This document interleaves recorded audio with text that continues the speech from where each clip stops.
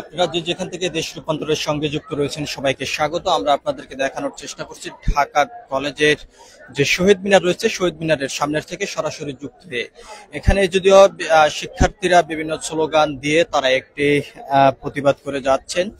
আমরা যদি সে বিষয়ে আমরা আপনাদেরকে জানিয়ে রাখতে চাই, আজকে সায়েন্স ল্যাব এলাকায় তারা অবরুদ্ধ করে তাদের বিক্ষোভ কর্মসূচি চলমান রাখার কথা ছিল, তবে সেটি প্রত্যাহার করে তারা তাদের যে পরীক্ষা সেটি বর্জন করেছেন এবং তারপর থেকেই তারা পরীক্ষা বর্জন করে শহীদ মিনারের সামনে এসে শিক্ষার্থীরা বিভিন্ন স্লোগান দিয়ে যাচ্ছেন এবং তাদের যে দাবি যে ঢাকা বিশ্ববিদ্যালয়ের আন্ডারে যে 7 কলেজ রয়েছে সেই বিশ্ববিদ্যালয়ের আন্ডার থেকে তারা বের হয়ে এসে তারা নিজস্ব বিশ্ববিদ্যালয়ে অন্তর্ভুক্ত হওয়ার জন্য তারা সেই দাবি করে যাচ্ছেন। এখানে একজন শিক্ষার্থী রয়েছেন, আমরা তার সঙ্গে কথা বলবো তাদের আজকের এই দাবি কর্মসূচি নিয়ে। আপনার কাছ থেকে জানতে চাই, আমরা জানতে পেরেছি আপনারা কিছুক্ষণ আগে যে পরীক্ষা বর্জন করেছেন, আসলে আপনাদের যে দাবিটি কতটুকু যুক্তিসম্মত বলে আপনি মনে করেন?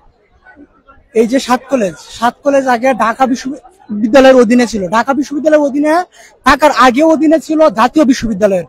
আমরা জাতীয় বিশ্ববিদ্যালয়ের পরে ঢাবির অধিভুক্ত হয়েছি এবং ঢাবির অধিভুক্তি বাতিলের পরে এখন আমরা সেন্ট্রাল ইউনিভার্সিটির জন্য আমরা করেছি, কিন্তু এটা এখন পর্যন্ত কেন হচ্ছে না? অধ্যাদেশ কেন হচ্ছে না? অধ্যাদেশ হওয়ার কথা ছিল।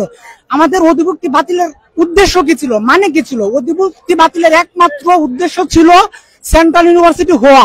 যত দ্রুত সম্ভব সেন্ট্রাল ইউনিভার্সিটির অধ্যাদেশ জারি হওয়ার কথা ছিল, কিন্তু অধ্যাদেশ হয় না এখনো।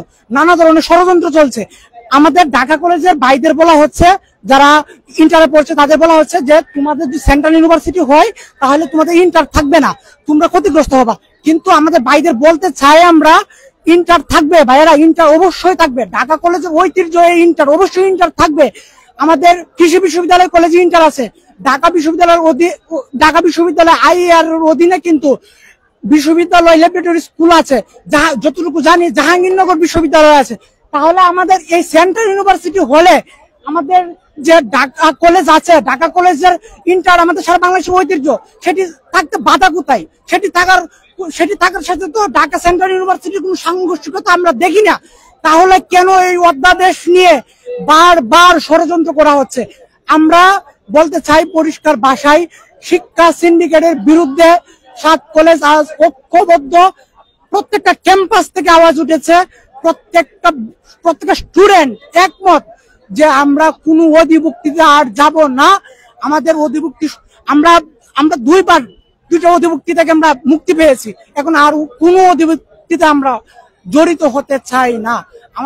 আমরা কথা বলছিলাম এখানে একজন শিক্ষার্থীর সঙ্গে, তিনি যেমনটি বলেছেন তাদের দাবির বিষয় নিয়ে, সেটা কিন্তু আপনারা শুনেছেন। আমরা আপনাদেরকে দেখানোর চেষ্টা করছি বিভিন্ন ক্যাম্পাস থেকে শিক্ষার্থীরা স্লোগানের মধ্য দিয়ে শহীদ মিনারে তারা আসতে শুরু করেছেন এবং তাদের যে দাবি সেটি বাস্তবায়ন করার লক্ষ্যে তাদের এই বিক্ষোভ কর্মসূচি তারা দিয়েছেন, এমনটি কিন্তু এখান থেকে শিক্ষার্থীরা বলেছেন। আমরা আরো একজন শিক্ষার্থীর সঙ্গে কথা বলবো আজকে তাদের যে কর্মসূচি বিক্ষোভকে ঘিরে তাদের যে দাবিটি নিয়ে তারা রাজপথে এসেছেন সে বিষয়ে আমরা একটু সরাসরি তাদের সঙ্গে কথা বলবো। যে আপনার কাছ থেকে একটু জানতে চাই, আপনি বলবেন যে আপনাদের দাবি যদি সরকার কোনোভাবে মেনে না নেয় পরবর্তীতে আপনারা কি ধরনের কর্মসূচি দিবেন এই বিষয়ে বলবেন। জি ধন্যবাদ। আমাদের দীর্ঘদিনের দাবি আমাদের ঢাকা কেন্দ্রীয় বিশ্ববিদ্যালয় একটি পূর্ণাঙ্গ বিশ্ববিদ্যালয় রূপ নেবে। আমরা সরকারের বিভিন্ন সময় বিভিন্ন হঠকারী সিদ্ধান্তের কারণে আমরা সত্যিকার অর্থে মানসিক এবং বিভিন্ন যন্ত্রণার মধ্যে ভুগছি।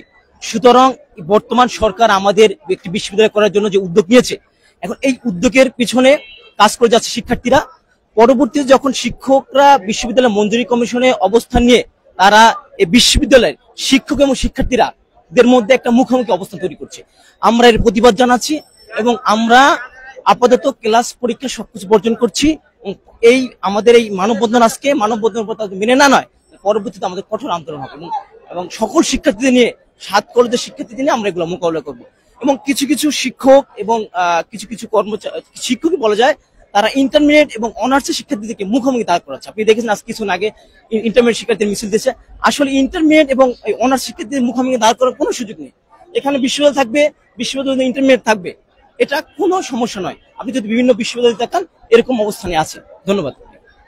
আমরা কথা বলছিলাম ঢাকা কলেজের একজন শিক্ষার্থীর সঙ্গে, তিনি যেমনটি বলেছেন তাদের দাবি নিয়ে, সে বিষয়টি আপনারা শুনছেন। আমরা আপনাদেরকে দেখানোর চেষ্টা করছি বিভিন্ন শিক্ষার্থীরা তারা ক্যাম্পাস থেকে বের হয়ে তাদের যে শহীদ মিনার রয়েছে সেখানে কিন্তু তারা আসতে শুরু করেছেন এবং তাদের যে দাবি সে দাবিটি নিয়ে তারা কথা বলছেন। যদিও সকাল 10টায় তাদের এই কর্মসূচি ডাক দিয়েছেন এবং সেই কর্মসূচি পরবর্তীতে তারা যে টাইমটি ঘোষণা দেওয়া হয়েছে সেটি 12টায় আনুষ্ঠানিকভাবে শুরু হওয়ার কথা রয়েছে, এমনটি কিন্তু এখান থেকে শিক্ষার্থীরা জানিয়েছেন। আমরা আপনাদেরকে দেখানোর চেষ্টা করছি ঢাকা কলেজের শহীদ মিনারের সামনের থেকে সরাসরি যুক্ত। এখানে শিক্ষার্থীরা তাদের পরীক্ষা বর্জন করে তাদের যে দাবি সেটি নিয়ে তারা শহীদ মিনারের সামনে এসে তারা অবস্থান করেছেন এবং এখান থেকে তারা একটি পথযাত্রা বের করে সায়েন্স ল্যাব এলাকায় যাওয়ার কথা রয়েছে, তবে সেটি এখনো পর্যন্ত পূর্ণাঙ্গ কোনো সিদ্ধান্ত নিতে পারেননি, এমনটি কিন্তু এখান থেকে শিক্ষার্থীরা বলেছেন। আমরা আপনাদেরকে দেখানোর চেষ্টা করছি যে স্লোগানের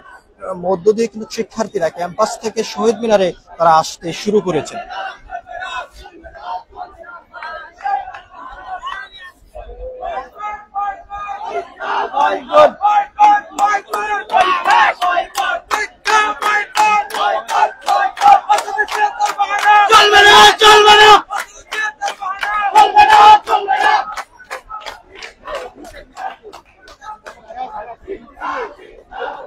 আপনারা শুনছেন যে শিক্ষার্থীদের যে স্লোগান এবং এই স্লোগানের মধ্য দিয়ে তাদের যে প্রতিবাদ এবং যে দাবি সেটি কিন্তু তারা বলছেন। আমরা আপনাদেরকে দেখানোর চেষ্টা করছি যে ঢাকা কলেজের যে শহীদ মিনার রয়েছে শহীদ মিনারের সামনে এসে শিক্ষার্থীরা অবস্থান করে স্লোগানের মধ্য দিয়ে তাদের দাবি তারা জানিয়ে যাচ্ছেন। তো সবকিছু মিলিয়ে এই ছিল এখনকার মতন ঢাকা কলেজের শহীদ মিনারের সামনের থেকে। আমার কাছে সর্বশেষ পরবর্তী আপডেট পাওয়ার জন্য সবাই দেশ রূপান্তরের সঙ্গে থাকুন। ধন্যবাদ সবাইকে।